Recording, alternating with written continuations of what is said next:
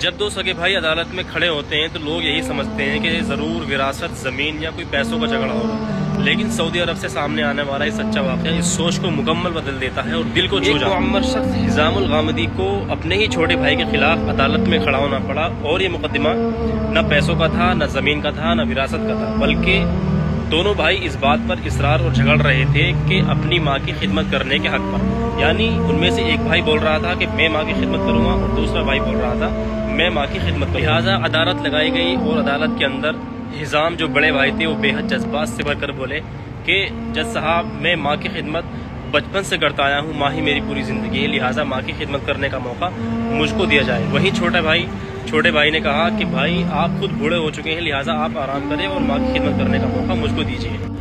अदालत का माहौल बेहद जज्बाती हो गया। दोनों भाई जज के सामने अपनी माँ की खिदमत करने का हक मांग रहे थे। जब जज खुद फैसला ना कर सके तो जज ने उनकी माँ को बुलाया और पूछा कि बताओ तुम इन दोनों बेटों में से किसके साथ रहना चाहती हो। तो माँ की आंखों में आंसू भराए उन्होंने बोली, मैं कैसे इंतखाब करूँ, मेरे दोनों बेटे दाईं और बाईं आंख की तरह है।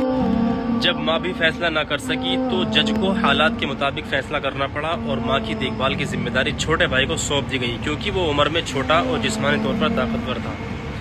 अदालत का फैसला सुनते ही अदालत का माहौल अफसुर्दा हो गया और हिज़ाम जो बड़े भाई थे वो ज़ारो कतार रोने लगे।